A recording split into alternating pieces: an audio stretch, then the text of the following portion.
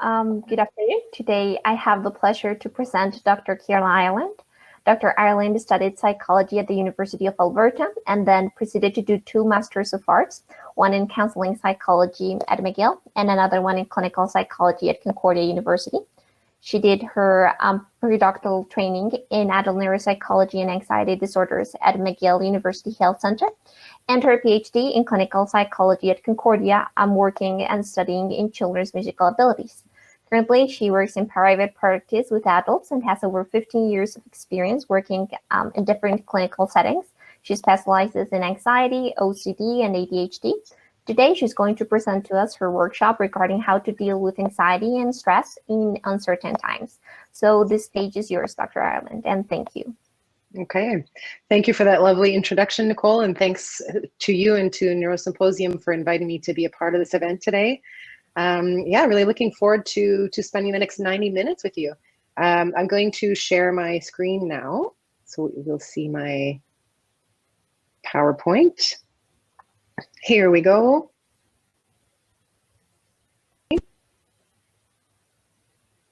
Sure, okay.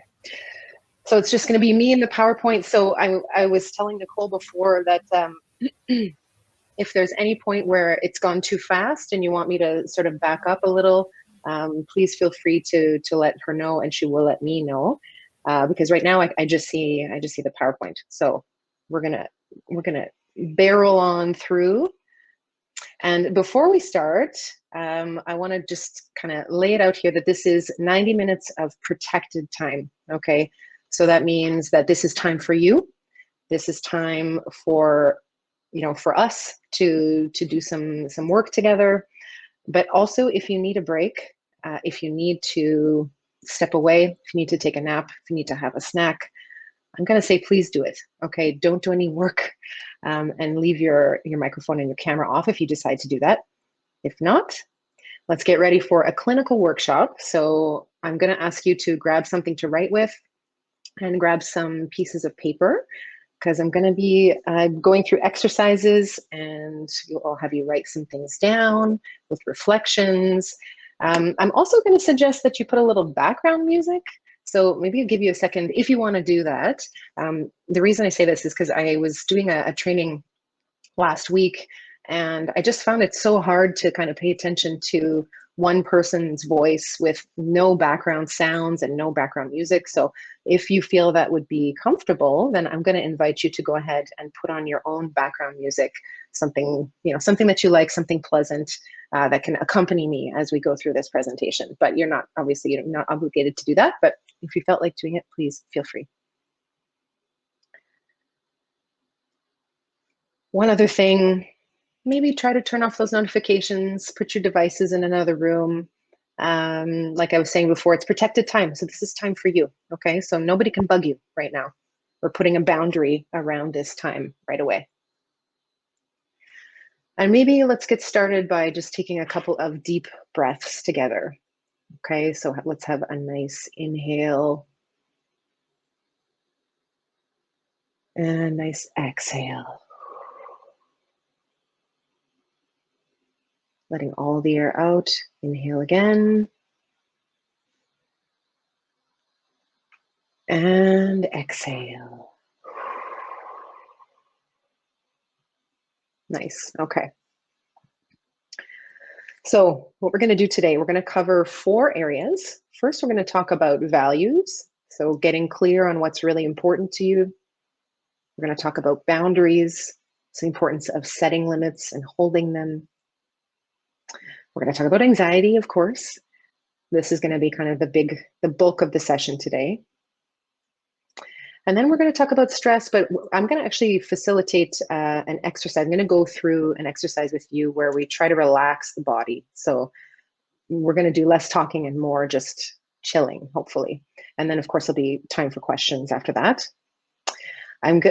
This whole presentation is kind of an amalgamation of different strategies that come from evidence-based treatments for anxiety and stress, including cognitive behavior therapy, dialectical behavior therapy, and acceptance and commitment therapy.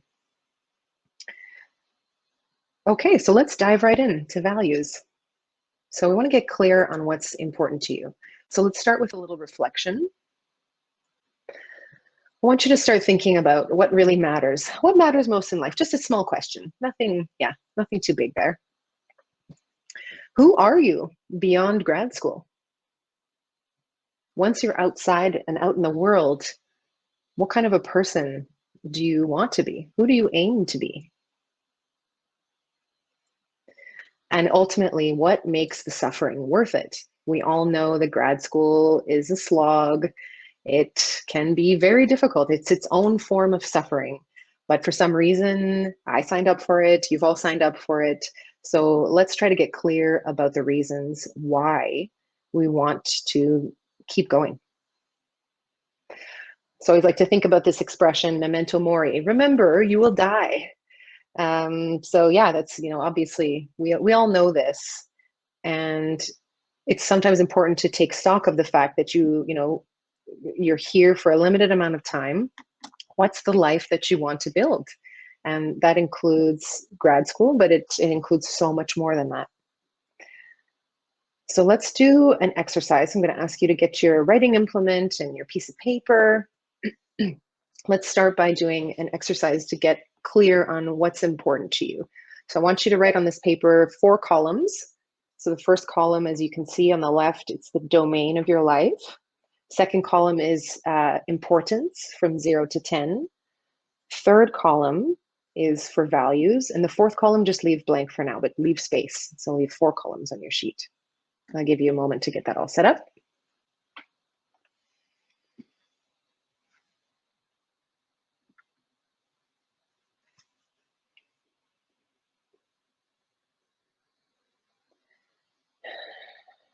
And you can start filling out the domains here. So I've filled in some examples. So domains of life, including work, recreation, and leisure. You can see on the slide here. Of course, anything else that you see fit, any other domains of your life. So I want you to write those in. And I want you to start thinking about how important these are to you. So 0 being not important at all, 10 being absolutely pivotally important. It's a critical part of my life. And as you're going through, for each domain, I want you to think about specific values. So values are not like goals or objectives. It's not something that you can really achieve. So like for me, I guess a value might be connection or caring. Those are not really things that I can necessarily achieve. It's something that I can always be sort of reorienting towards. It's sort of like a direction as opposed to like an end goal or a finished product. So I want you to start thinking a little bit along those lines. So for each of the domains, what are the specific values that you hold dearly? So what are the sources of meaning? What makes life worth it in these domains? So examples from work might be stability, security, looking at things like friends and family, perhaps at things like fun, connection, stuff like that. So I'm going to give you a few minutes to kind of work on this and think about what the values are in these specific domains and how important those domains are to you in the first place. So we'll work on this for, the next 3 minutes or so.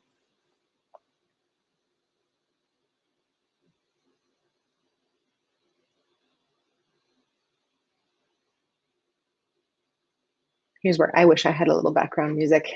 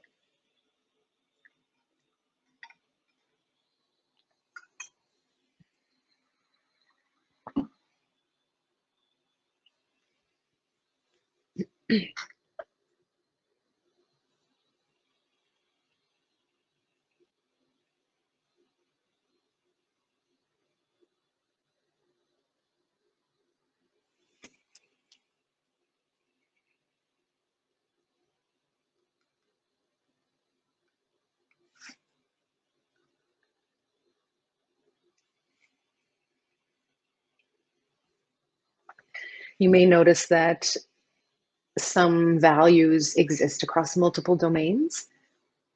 You can let that be a hint also that that might be a value that is really deep. You know, it cuts across multiple areas of your life, and that's just fine. You don't have to have unique values for each domain.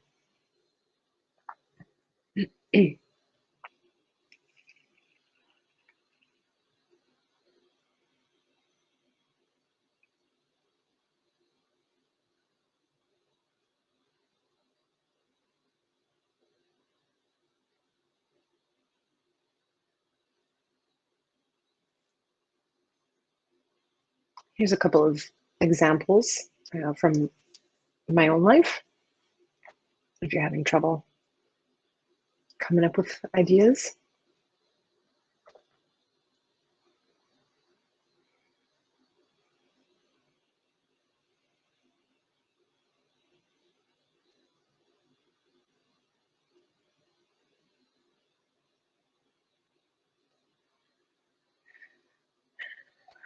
So I can see that connection is one of those kind of cross-cutting values for me. I don't know if you have any for you as well.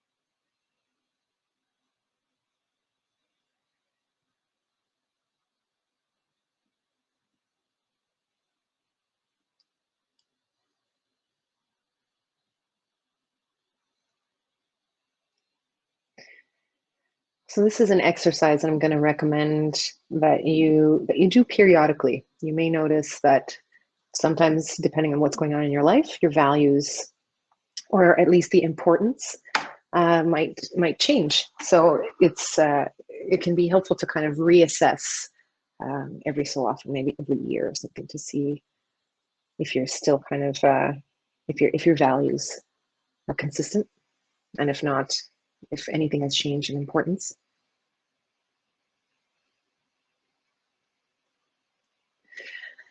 So let's move forward a little here, and of course, you know, if you really need extra time, just let us know in the chat, or you can, you know, this could be something you could pick up on your own afterwards. So it's all well and good to figure out what's important to you, to figure out how important it is. Moving into action, you know, moving into concrete behaviors, that's an important piece of it as well. You know, acting in service of your values, acting in a way that's aligned with what's most important to you, and not putting too much effort or energy into things that are less important to you. So I want you to look at your list, and for all of the value domains where you have rated the importance as higher than 6, I want you to create, so you've got that fourth column. So that column, I want you to call it actions. And I want you to reflect on just a single action, okay? One thing here that you can do to act in service of those values within the next week. So here we're trying to keep it tied to time. We're trying to make it just a teeny little thing, okay? So yeah, keep it simple, keep it specific, and schedule it. So put it in your calendar or write down the day and time that you're going to do this action. So I'll just give you an example of what I did here. I took those two domains of work and leisure. So my values are caring, connection, and learning in work. The action I'm going to take on Monday morning will be to watch a video on compassion-focused therapy. So I've already got that in my schedule. Recreation and leisure, extremely important to me, a source of connection, source of fun and exercise. So I've got my Frisbee date at the park set for Saturday. So just one thing. Keep it real simple. The research shows that you're more likely to carry out a plan if it's specific and if it's anchored into time. So let's do that.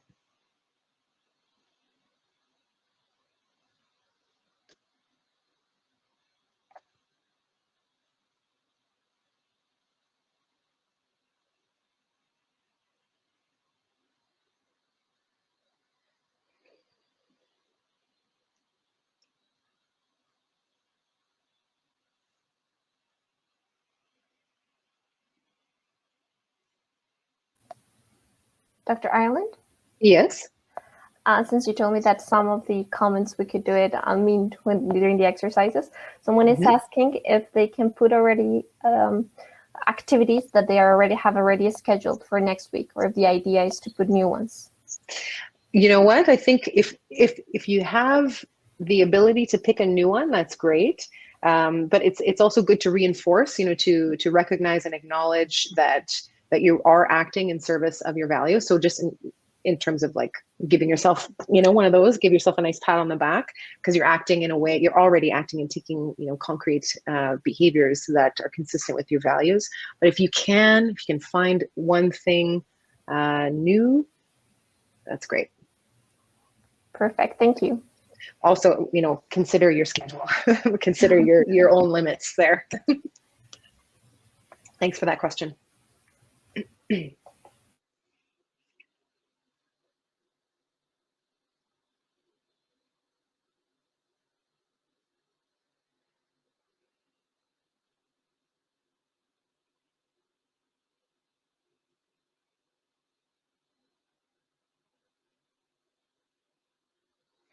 Okay, so I think I'll move on to our next section, boundaries. So this is something that comes up a lot I think anywhere we have a relationship with somebody, no matter the context, there is often a need to set limits. There's often a need to hold those limits, and sometimes it can get uncomfortable. So we'll talk a little bit about two different kinds of boundaries, and we'll have an exercise to go with each of them. Okay, first things first, setting limits. So here I'm actually talking about routines and rituals. So the things that create a sense of limit around space and limits around our time. Routines and rituals can also provide a source of connection to ourselves and others. It's a source of predictability. So you start to develop a sense of what you're going to look forward to. Routines are important. It's sort of offloading the task of holding everything in working memory. You're able to sort of relax into your schedule, and you know what comes next. So this is also consistent with the principle of behavioral activation, which is the evidence-based treatment for depression. Basically what it means is just making and carrying out plans. So routines, rituals, anything that can help you anchor into a schedule and get activities into the calendar is going to actually have a natural antidepressant effect. And this can be plans for anything that creates a sense of pleasure. So things that feel good, things that are enjoyable, things that you know that you like, or that you think you're going to like, or opportunities for mastery. So a sense of achievement or accomplishment. Either of those ingredients can kind of contribute to that natural antidepressant effect. So here, let's talk about limits. So I want you to get on a new piece of paper, and I want you to set some limits for yourself. So let's start with the simple stuff. So wake time and bedtime. Sorry, I got distracted by my cable over here. Wake time and bedtime. So what time do you wake up every day, roughly? What time do you go to bed, roughly, every day? We get a sense of your routines. What time does your workday start and end? Now, of course, I can understand that this can sometimes vary depending on what projects are coming up, or depending on the kind of season, whether it's grant season or if it's funding season, I guess. Any of those sort of time-sensitive things that might change your schedule a little bit. But in general, when do you want your workday to start, and when do you want the workday to end?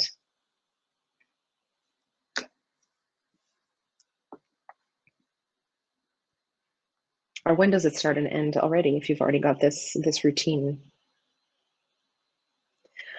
Next thing, okay, this is really important. So signals. So how would an outside observer, so let's say I flew into your home and I was observing you from a distance, how would I know that you're at work? So how does the space differ when you're at work versus when you're off work?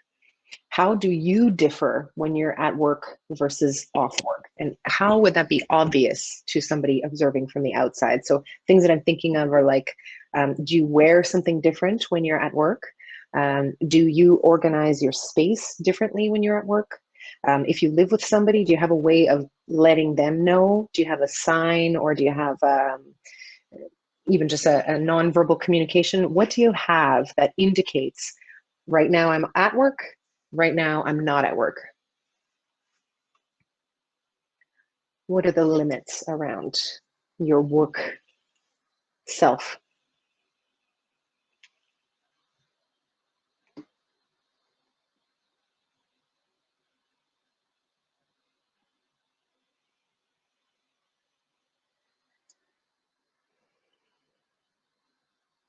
Back at the beginning of the pandemic and everybody working at home, my husband and I developed a system to signal to each other when we were off work. I had a whistle and he had a flute. So that was good. You know, as soon as I heard that flute, I knew, okay, time to hang out.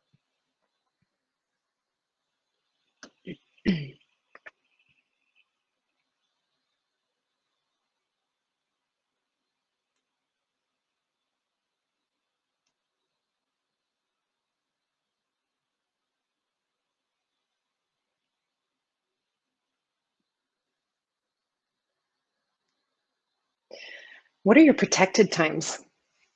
So for instance, you know, this is a protected time. When can nobody bug you? When do you want to be free of anything? Like free of, I guess, when are you free of obligations? What's time for you and only you?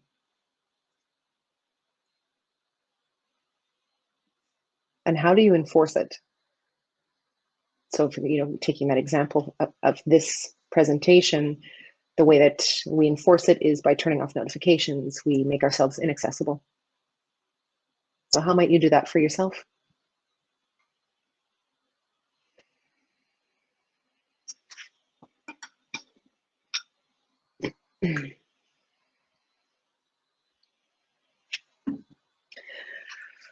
What do you have in your life in terms of daily rituals of connection? So connection with yourself, connection with others, connection with a higher power, whatever it is. What are the things that you do to connect? And you know, it doesn't have to be daily. If you're not doing something daily, I don't want you to start feeling bad about it. But do you have an idea of what you might like to do?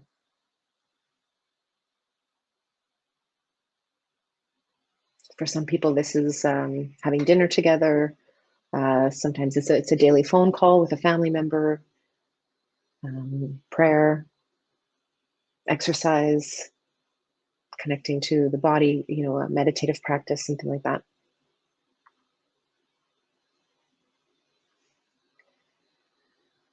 And then if we're thinking about behavioral activation, what do you have to look forward to every day? What are your daily pleasures? And this doesn't have to be a huge thing. It can be just as simple as, I don't know, like putting on my favorite hoop earrings, or having you know, your favorite tea, or watching an episode of something. What do you have to look forward to every day?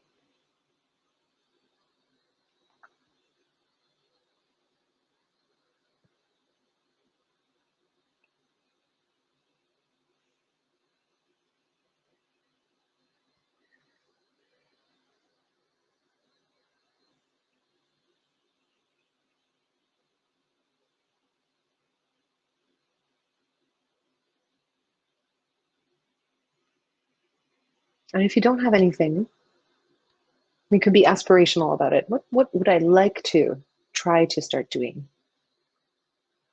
Again, keeping in mind that keeping it simple, keeping it small, it doesn't have to be something huge for it to make an impact.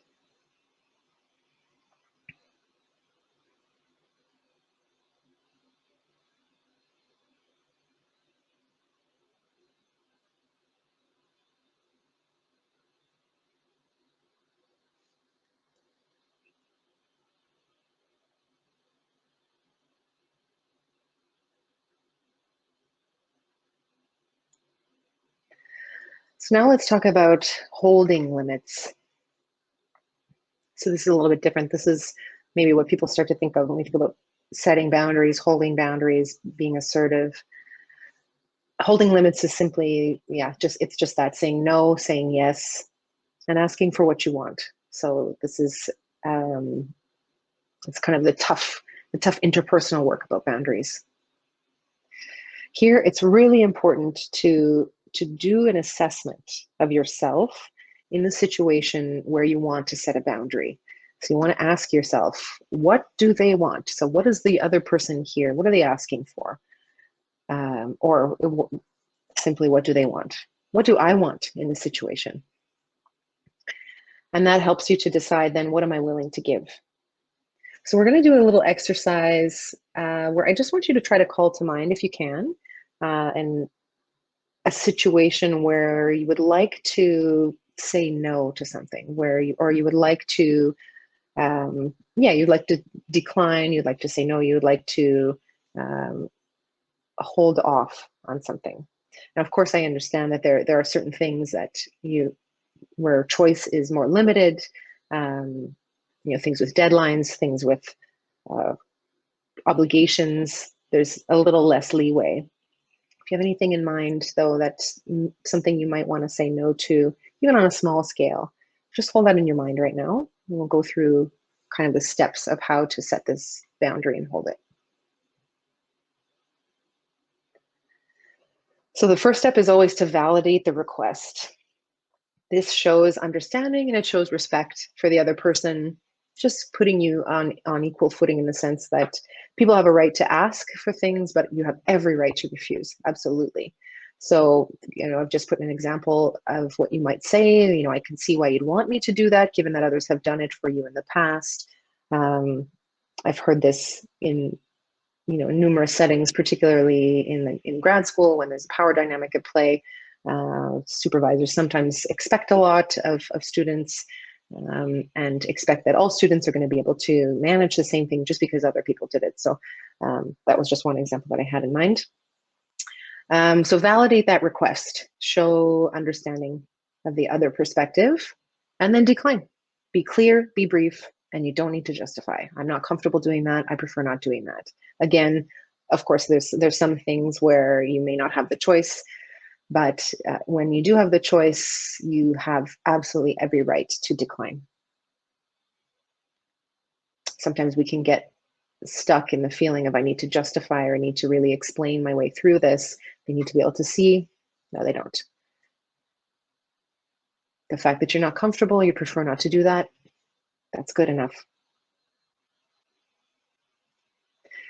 So one thing about setting boundaries or holding them is that it can feel a bit icky. So I suggest that you find a way to soothe yourself in the immediate aftermath of setting or holding a limit with somebody. It's certainly something that gets easier with practice, but it often feels kind of icky, like you can feel a kind of pit in your stomach. So, anything that you can do in the moment to not escape completely, but to give yourself a little break, to offer yourself a moment of compassion. So that can be a nice soothing touch, taking a brief walk, or even just taking some deep breaths to help regulate and relax yourself in the moment. And along those lines, being nice to yourself. So again, asserting your rights. I have a right to refuse a request. You can say this to yourself. You can also validate that it's difficult. It sucks. It's hard saying no. Particularly when we're the kind of person who likes to be seen as, or who might like to please other people, who might like to be seen as always able to say yes to things. But of course, everybody has their limits and everybody has a right to refuse. So once you think about whether this kind of format might be helpful for you to walk through a situation where you feel like you'd like to say no to somebody. And of course, I'll always suggest that you practice what you want to say beforehand so that you can feel more comfortable. Just, get used to the feeling of using your own words, expressing the limits. And it's really okay to practice. This is something that gets better and gets easier over time. And there's nothing wrong with practicing.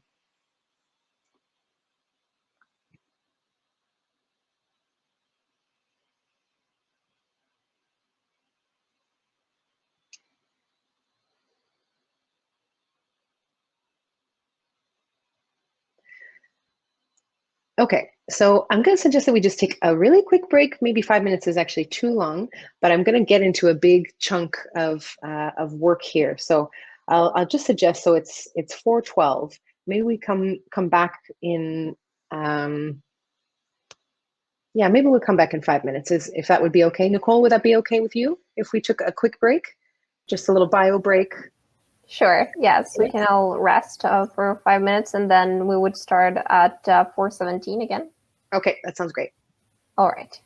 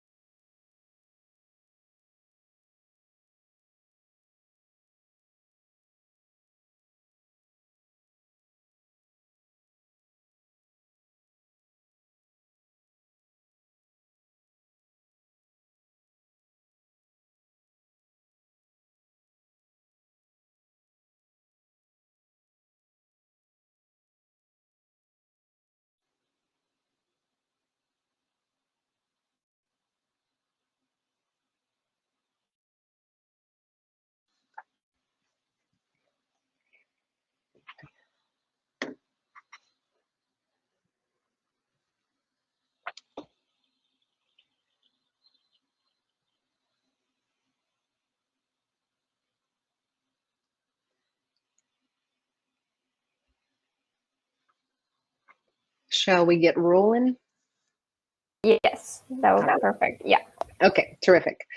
So let's get right into it with anxiety. So we're going to talk a little bit about unhelpful thinking habits, and see if we can go through an example of how to change some of them. Okay. So what am I talking about when I'm saying unhelpful thinking habits? So this is basically what it sounds like, how you habitually respond to life. Things that can get us kind of tripped up, judging the experience. So, you know, asking why this is happening, or judging it as like embarrassing, or this is wrong that I feel this way, or kind of wanting it to go away immediately. Those kind of things they can get in the way and sort of paradoxically inflame the experience that we're having when we're living some anxiety or a stressful moment. Then we have mental time travel, ruminating, meaning just time traveling back into the past. Kind of ruminating literally means chewing over, so kind of going over and over and over a difficult event or a difficult moment, and sort of sinking ourselves into a bit of a hole, feeling really crappy about ourselves, and kind of just going over and over and over. Worrying is a similar process, but into the future, all the what ifs, imagining the worst case scenarios, thinking about how things could go wrong. Sometimes ruminating and worrying happening together, thinking about all the things that did go wrong in the past. And ultimately what this does is just sort of keep us locked in a state of suffering and pain. So helpful habits to start developing. Number one, getting away from judging the experience and getting into a mode of kind of describing, just getting that sort of like freeze frame. We're going to time out, pause, and describe what's happening. The other part is also to learn to deal with hot thoughts. So the hot thoughts are basically just like thoughts that either of the ruminating kind or the worrying kind that can then create emotional pain. So we'll go through something that is called cognitive restructuring for cognitive distortions, or just, you know, biased ways of thinking that affect the way that we feel. And this is called catch it, check it, change it. So we'll go, well, that's one way of calling it. So we'll go through an exercise to try and figure that out.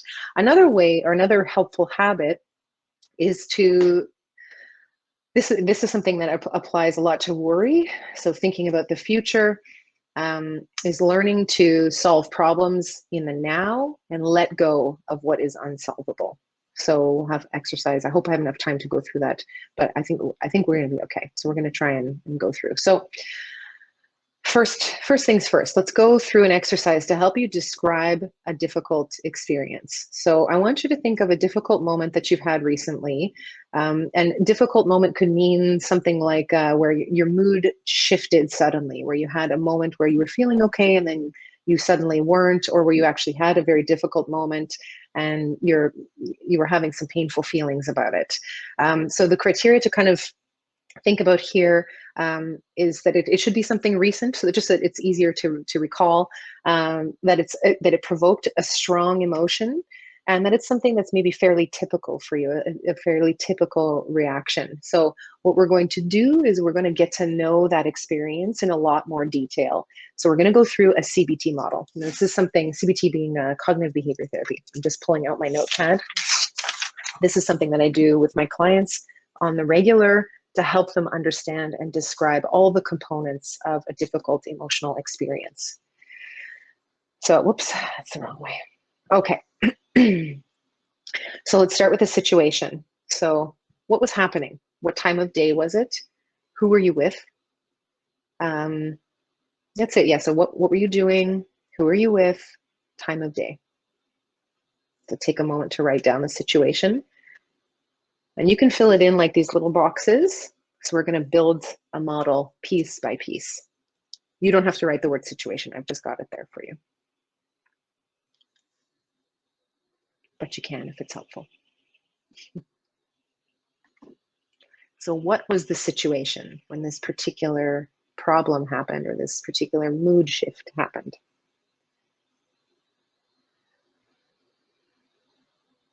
Now, if you can, try and identify a trigger.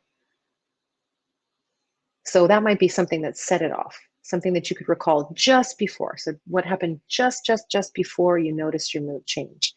Now, it's okay if you can't pinpoint it exactly. Some people, you know, sometimes it's like, oh yeah, it's very easy. An example might be like, I got so the situation, I'm sitting with my supervisor in a meeting and she says, you know, you really, you could have done better on this, something like that. Sometimes it's not so obvious, so it's okay if you don't, if there isn't a very clear trigger, that would be okay too. So let's try and break apart the components of the emotional response, of your emotional response in this moment. I like to start with the body because sometimes it can be easier to access the physical sensations. So if you can recall, if you go back, put yourself in that moment, remember what happened, remember where you were. How did it feel in your body? What were you aware of in terms of sensations, lack of sensation? For some people, there's a numbness, or some people experience an increase in heart rate, sweating, dry mouth, lump in the throat, feeling like you're going to cry, or perhaps there is some crying that happens. Whatever the physical sensations you can remember, put them in that next box. Building the model piece by piece.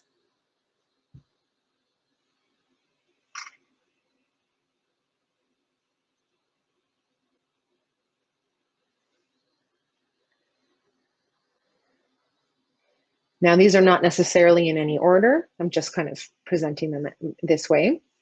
What was going through your mind? So here I want you to try and access the cognitive content. So were there thoughts? Was there a stream of words? Were you telling yourself something? Were there images?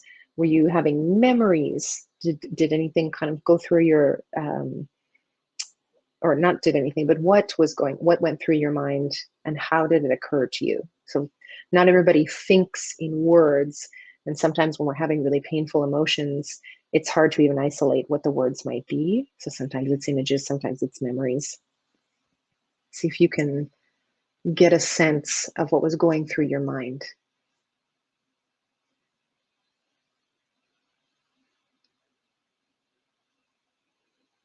So if I follow my example of my supervisor saying, you know, you really could have done better. The physical sensations, I would feel probably a knot in my stomach. Might feel my body might kind of droop a little bit. Some of the thoughts going through my mind might be something like, she hates me, or she thinks I'm a dumbass, or it's part of my language, or so, you know, something along those lines. I might recall instances where I felt this way before. The other part is the emotions. So what would I call this experience and how strong? So I'm going to ask you to rate the intensity from 0 to 10, again, just like your values, 0 being no, basically the absence of feeling, and 10 being the most intense sensation, or the most intense emotion that you can imagine. So this could be words like sadness, I don't know if that's despondency, or feeling gutted. I feel stressed. I feel anxious. I feel terrified. I feel scared. A lot of things along that theme I'm noticing. So if we carry that example forward, the emotions along hearing my supervisor say, I think you could have done better. Maybe I'm feeling dejected. I would be feeling sad. And maybe feeling a bit hopeless,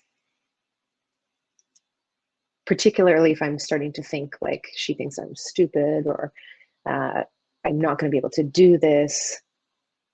So I want you to try and get a sense of what the feeling or combination of feelings were, and also how strong.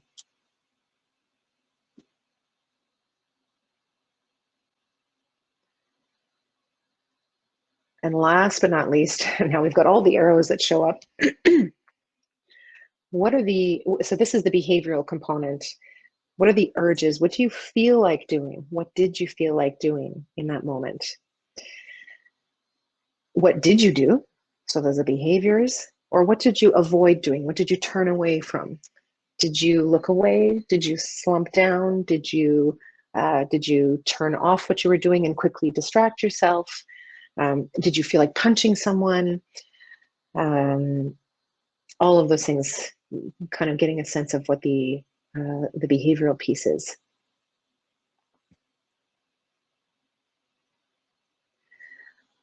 The last part here is the context, and this, I can't stress this enough. We need to take stock of factors outside of you, factors outside of the situation that affect how this whole system works. So what's going on in terms of your sense of safety? We can think COVID certainly plays a role in this. We can include that in contextual factors. Have you experienced any racism, any microaggressions? Is there any discrimination or systemic factors at play here? So it's important to acknowledge the context.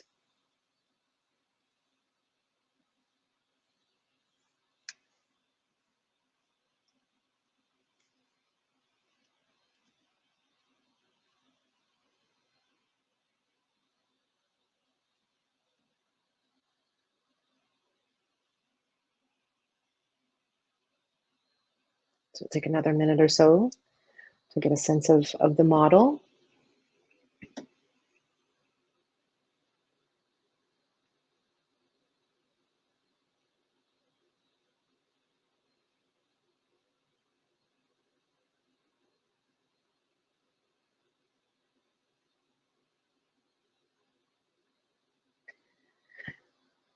And this is something that I want to encourage you to do regularly when, not in the moment, obviously, when you're having a strong emotion, it's often difficult to access the cognitive capacity to do this kind of work after the fact. If you can go back and process and you start to get a sense of what a typical reaction for you is, you become less afraid of it. You are less judgmental of it. You're more likely to accept the experience, or to at least allow for it to occur. The more you can describe what is happening using something like this as your kind of template.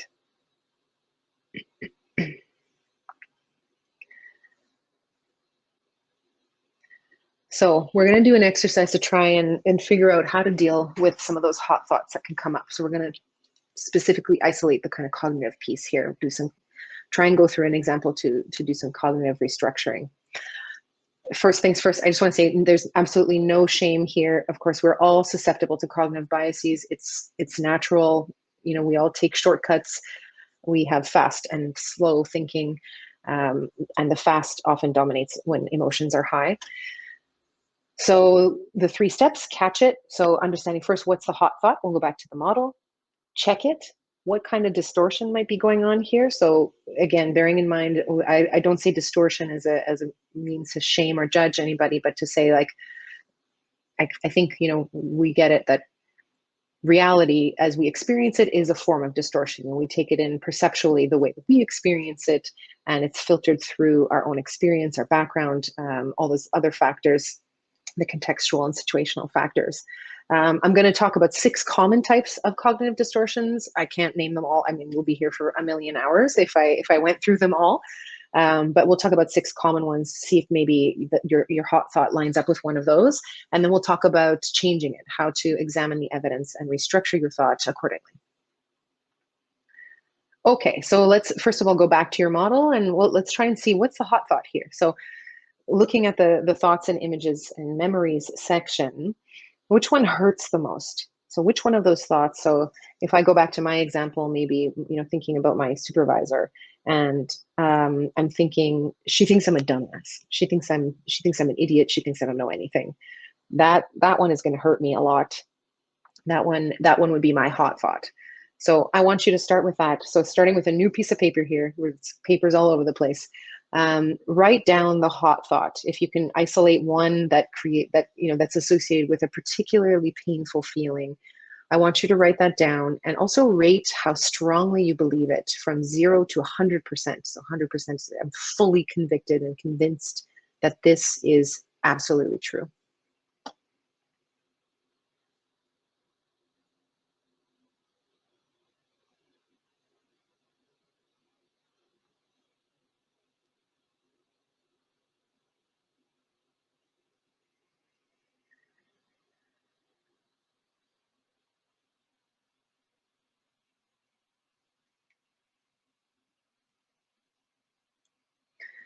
So now we want to check it. So we want to try and identify what the distortion is. So you've got your hot thought written down, and you've got the strength in the belief written down. Let's see if we can identify among these common types. It might not be there, but that's okay. let's see if it fits in any of these categories. So one very common one is catastrophizing. Okay, so I've just put an example of what somebody might say when they're catastrophizing. It's going to the worst case scenario, and there's certainly language involved here that inflames the feelings, and it's often a function of the way that we talk about it. Oh my God, it's going to be the worst. Oh, this is so terrible. She hates me. I'm going to fail out of the program. So catastrophizing is a pretty common one. Let's see, maybe, I don't know if your hot thought aligns with that, or maybe, oh, sorry, this is an old version. Okay, we're going to see this middle box is going to change. So now it's emotional reasoning. But here, so I've written, I feel like my supervisor hates me. So you feel a certain way, or you're thinking a certain way, and that becomes the reality, although it ignores the facts. This box is probably going to become something in the next slide. I think I just made a little mistake there. But anyway, 2 distortions for the price of 1. The next one is labeling. Again, it's just applying a negative label to yourself, a judgment, a negative judgment, often I'm such a failure, I'm such an idiot, I'm such a wimp. The next one is mind reading or fortune telling, both of which are forms of kind of jumping to conclusions. You're sort of imagining what somebody's thinking about you, you're predicting something that's going to happen way into the future, and it's just not consistent with the evidence or reality. All or nothing thinking. Yeah, if I can't say it perfectly, it's crap. That's kind of self-evident here. So black or white thinking, thinking in extremes, having a hard time imagining, leaving something imperfect. And I guess along those same lines, we have shoulds and musts. So these are the sort of, strict rules about how you need to be in order to be accepted and okay in the world. So one that comes up a lot is I must never make mistakes. I would also add that there's probably a catastrophizing tendency there too. It's awful to make mistakes. It's terrible. It's the worst. So see if your hot thought lines up with any of those distortions. Oh yeah. So I'm going to just skip over, but I will explain the second one. So I kind of messed up my slides here. But so we had emotional reasoning in the first one, and this one it's changed. It's become overgeneralization, because I thought this was an important one as well. It's, what generalization means. We know what the problems of generalization for science. So, extrapolating from a single case or from very few cases to try and make a broad statement about yourself, ignoring all the evidence to the contrary. So yeah, I got a bad TA review. I suck at teaching. So here's, labeling, mind reading, all or nothing thinking, shoulds and musts. Okay. So, good grief. There's a lot of animations that somehow remained. Okay. I shouldn't make mistakes. I wonder if that's my own distortion there. Okay, so let's think about examining the evidence now and restructuring the thought. So getting into the change it part of the catch it, check it, change it. Catastrophizing. Okay, so of course, catastrophizing, we jump to the worst case scenario immediately. What's the best case scenario? What's the most likely outcome? And is there any other possible outcome? So here's the work for you to be doing. If you have identified that you're catastrophizing, I want you to work that out for yourself. Is there what are the alternatives? What are the alternatives that could happen? And certainly I want you to examine what's the most likely outcome.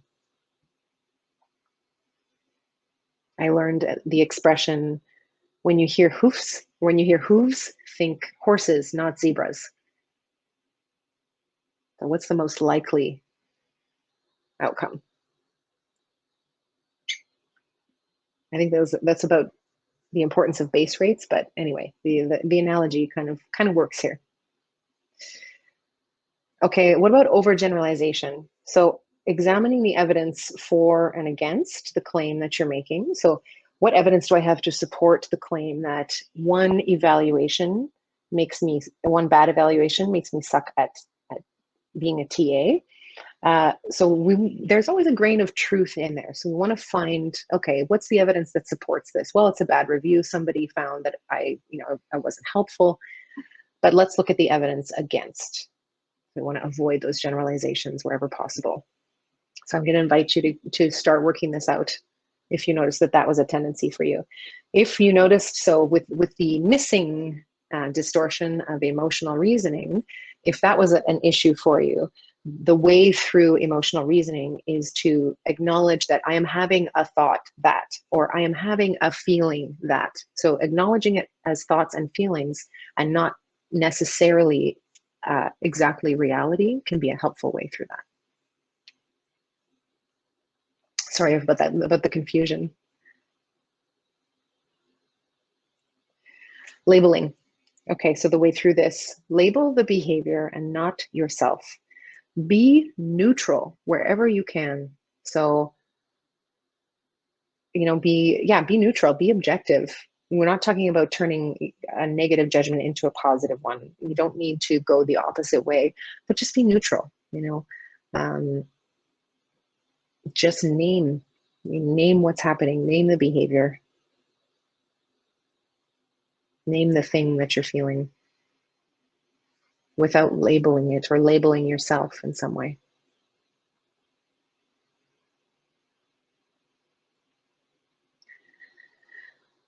Okay, so mind reading or fortune telling. Here you can ask yourself, do I have proof? Do I have proof about any of these predictions that I'm making? So do I have proof that my committee thinks I'm a fraud? Do I have proof that thing that I'm predicting in the future is going to happen? Then asking yourself, what's in my control in all of this? And what is not in my control? In other words, what do I need to let go of? All or nothing thinking, the way through that is to look for the shades of gray, look for the nuance between the extremes of, let's say, perfection or failure. Challenge your extreme language. So I always do it this way, or I have to, it's got to be perfect or it's crap. See if you can find another way to talk about it.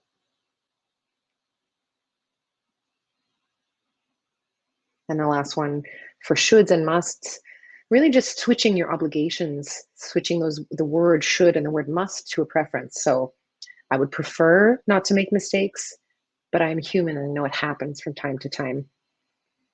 I would prefer that my slides occur in the order that I wish them to occur without confusing animations or information that appears out of order. But sometimes, despite our best efforts, we make mistakes. So it's a preference, but there's no natural law that means we can never make mistakes. Okay, so if you put this all together, catch it, finding the hot thought and evaluating the strength of the belief. So here's something that this is a real thing. I took this from my real life. I was going over an old journal to see if I could find an example from my life. So this was something in the thesis phase where I was pre-defense, still writing. I had assembled my committee, but definitely was convinced that they thought I was a bad scientist, convinced 85%. What kind of distortion is that? Well, that is mind reading. So I'm assuming that I know what they think, obviously. Do I have proof of this? Clearly, no, I do not. What is in my control while preparing work, asking for feedback, actually getting some feedback and perhaps getting some information to see how they are evaluating me? That's within the realm of my control. Obviously, what's not in my control is their thoughts about me, their feelings about me, their wishes for my future, or their predictions for my future, out of my control. So the balanced thought that I came up with there would be something like, okay, I'm worried that my committee members think I'm a bad scientist. They accepted to be on my committee, so they have deemed me to be at least good enough to be here at this moment. All I can do is do the work, be prepared, ask for feedback, and try my best. So I want you to try, so putting everything together that we've talked about so far, if you can think about a balanced thought that takes into account the hot thought, so it validates the fact that this thought is present and creates some pain for you, and incorporates the evidence against or the restructuring process. and coming up with something that's more balanced. And then I want you to re-rate the strength of your belief in the original hot thought. So for me, that's going down from 85 to 40%.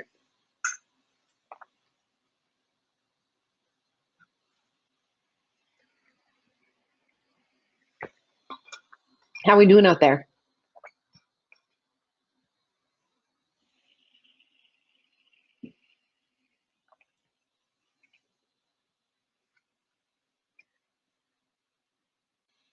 Seeing the responses. Thank you. Oops, sorry, could you say that again? Oops, I didn't hear that loud. In the chat, I'm seeing the responses and everything's great. They are appreciating all the new resources and the new techniques they're learning. They're Okay, loving it, actually. Oh, loving it. Yes. I'm gonna make a joke. Oh, you really?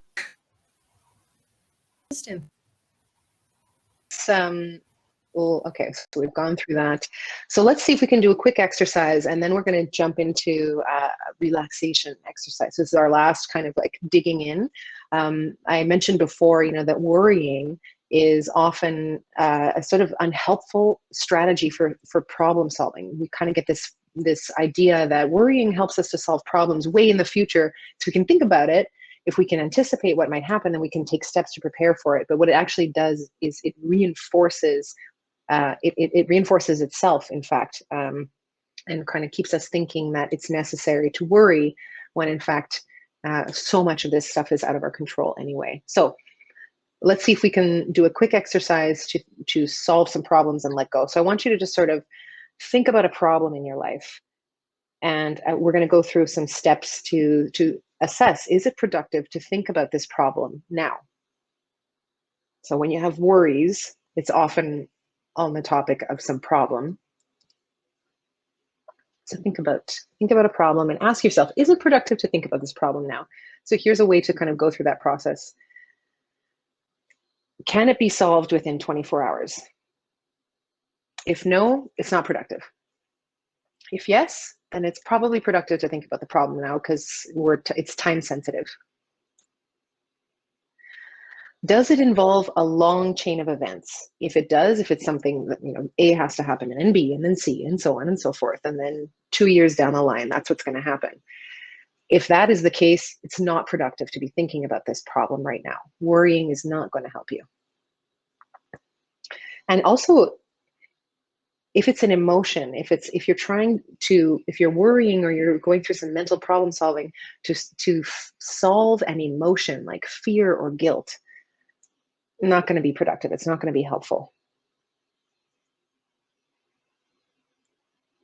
So here's the simple answer, and it's just as easy as that. No, it's not. Easier said than done, of course, but here's the way to think about it is that if it's productive to think about this problem now, then plan or take steps to solve the problem. See, you know, dive right in and see what you can do to take steps to deal with it. And again, be specific, keep it simple, keep it clear. If it's not solvable, or if it's not productive, sorry, then it's unsolvable for right now. So you need to externalize it. Here is where I talk about, you know, this is not a me thing. This is a thing that exists in the treatment of worry. Putting limits around the space and the time that you accord to your worry. So we talk about a worry jar. So having an actual physical structure in your home or, you know, in your space that contains your worries. So for the unsolvable problems, things that you need to let go of in the moment, write them down. You give them, you validate. It validates the worry, and it offloads it from working memory. You don't have to keep this up, and you don't have to keep trying to process it in the background. If it's in the jar, it's in the jar. It's there. And then related to this, creating some limits around the time that you will allow yourself to worry. Give yourself permission to go nuts, to go wild with your worries, but put a limit around that time. So it can be a daily thing, could be a weekly thing. You decide on the rhythm that works for you, but set that limit, set a timer, and go hard with the worries during your worry time. And people often notice when they give themselves permission to worry, sometimes it's every day for 45 minutes, they need it less and less. They worry less and less. So again, there's that sort of paradoxical effort to push away the problems, or to to push away the problems. It kind of it often backfires, and then you end up thinking about it a lot of your off time. So giving yourself permission, allowing it to be there, allowing the worries to be there, can help you to sort of externalize the process and in fact let go. So that was a really quick one. So I'm just being aware of the time. I want to make sure that we have time to do this little exercise and to give you a chance to ask any questions at the end. Okay, so without further ado, our final section, stress. Okay, so, or I should say more appropriately, relaxation. So actively releasing tension in the body. So I want you to, just be mindful of what you do in a typical day or in a typical week to release tension in your body. So whether there's some form of movement, of a joyful movement. Do you dance? Do you shake your stress away? Do you do a burst of exercise? Do you get massage? Do you do yoga? Any kind of active strategy to release tension from your body is going to help you to go through your stress. I'll recommend some books at the end. One of them is about exactly this. It's about stress and the stress cycle. It's called Burnout, and they talk about completing the stress cycle.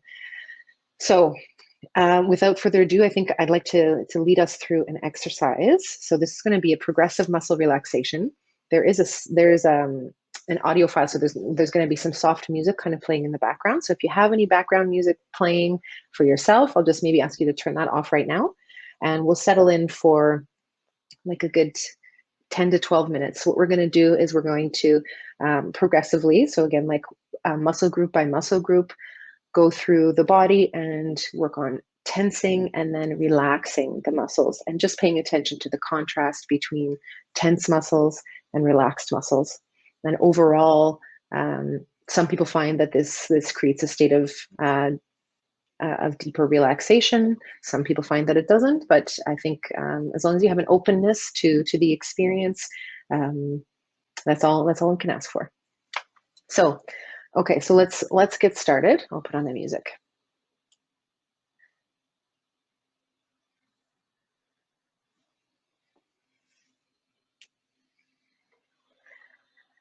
All right.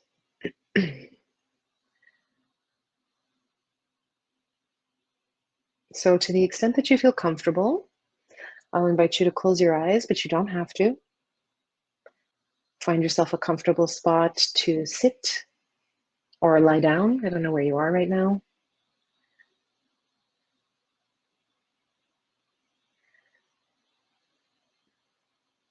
Whatever's going on for you, whatever stress you're dealing with in your life,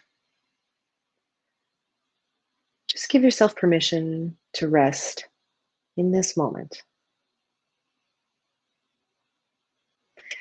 Just as you would give your care and attention to other people, so too do you deserve care and attention right now.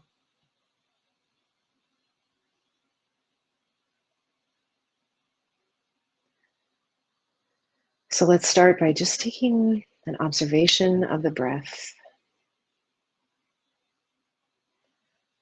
Notice the flow of air as it enters and leaves the body at whatever rhythm is natural for you, without any need to do anything or change anything or to be any way in particular. Just observe the breath as it is.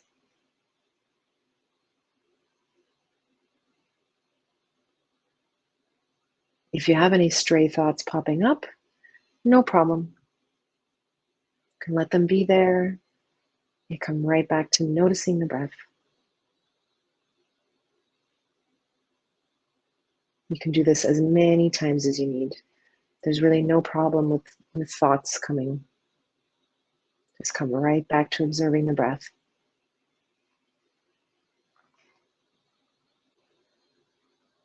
Let's see if we can deepen the breath a little bit anyway. So put a hand on your belly. And as you're inhaling, you're going to be expanding the belly outward, allowing the lungs to expand and fill. As you're exhaling, the belly is dropping in as the lungs empty. So let's try that, taking a nice deep inhale, expanding the belly.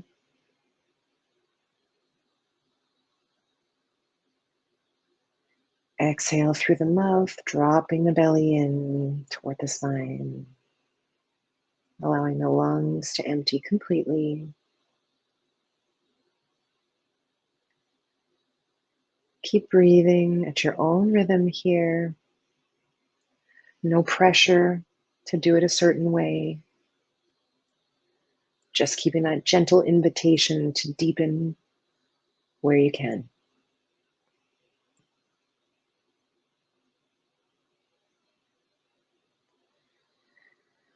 Now that you've settled into a rhythm of breath that feels comfortable for you, let's start by relaxing. We're going to start by first bringing our attention to the feet. So just noticing whatever sensations are present in the feet, scanning the mind's eye over the tops and bottoms, the arches, the heels, just noticing whatever's there. Let's point the toes. Hard enough to create some tension, not hard enough to create pain. Just feeling the tension, holding it in the toes.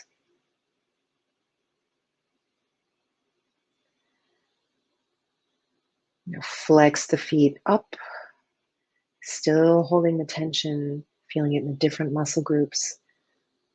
Noticing tension as it moves up over the calves and the shins. You're feeling the tension all the way through the toes. Let's take a nice inhale through the nose. And as you exhale, relax the feet, letting them down gently. Notice the spread of relaxation through the feet and the lower legs. Notice how they feel a little more relaxed, a little more heavy, a little warmer.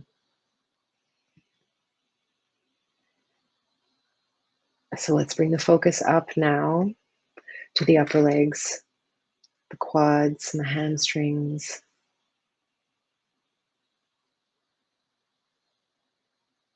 So flex those muscles. You can still be flexing the quads here, so pulling the legs up, pulling the muscles, feeling that tension build up in the upper legs.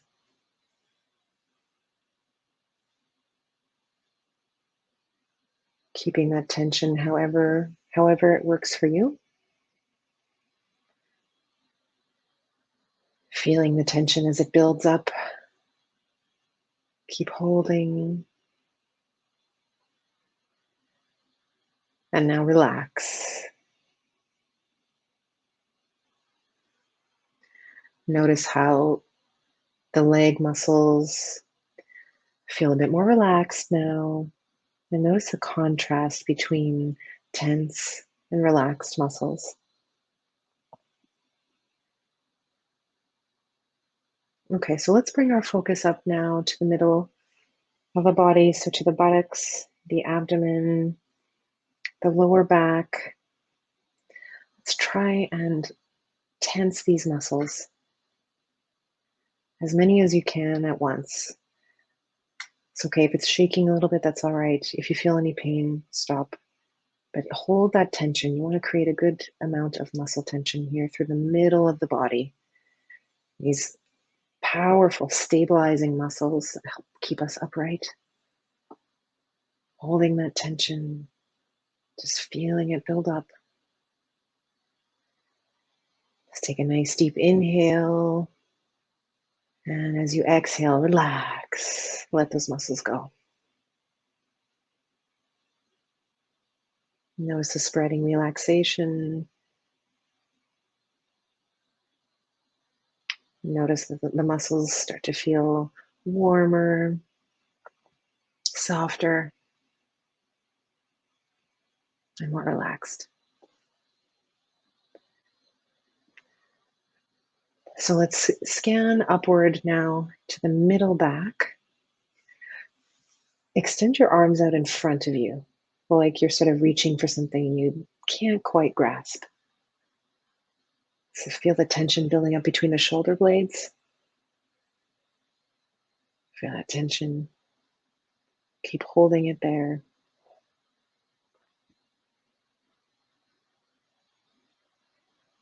Keep holding. And relax. Bringing the arms back to a natural position. Just noticing whatever sensations are there. Noticing if you feel a little bit more relaxed. Just observing the sensations. So let's bring the focus now up to the shoulders and neck. So we often hold a lot of tension in this region of the body. Bring the shoulders up like you're shrugging, trying to touch the ears with the shoulders, holding that shrug, building the tension again, bringing them down if you feel pain, just holding that tension.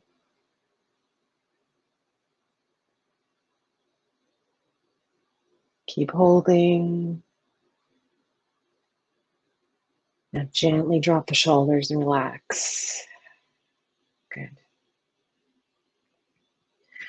Really see if you can notice the contrast between the tense muscles and the more relaxed muscles.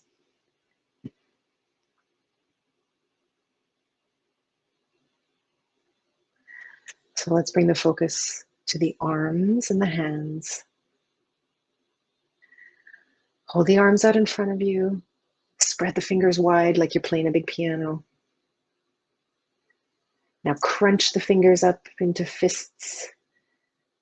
Hold that tension in the fists. Now bring the fists and bring the biceps up. Squeeze those biceps. Feel that tension building through the whole arm. Right down into the fingertips. All this energy concentrated. Take a nice deep inhale through the nose. And as you exhale, relax the arms, relax the hands. Let them sit comfortably.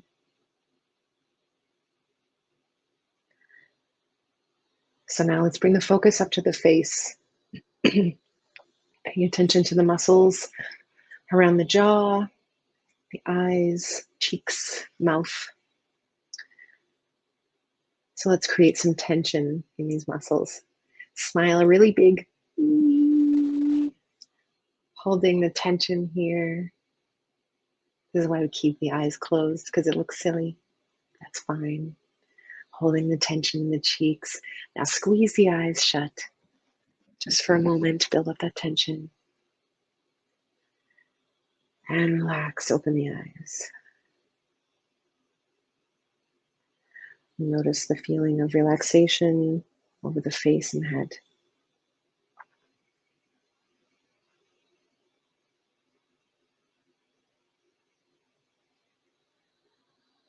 Now I want you to scan over your whole body, starting from the head, neck, the torso, and the arms, the abdomen, the upper legs and the lower legs and the feet. Just noticing the sensation of relaxation if it's there. Just noticing whatever is there. Being aware of your entire body as a unified whole. Just being aware that you are here and now.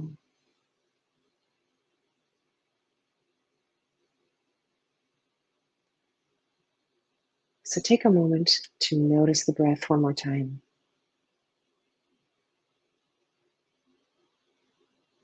Just observing it as it is.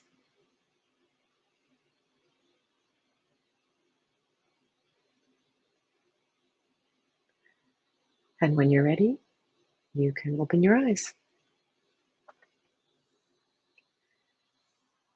So we'll finish there. I'm going to turn the music off. Thank you for joining me for this muscle relaxation exercise.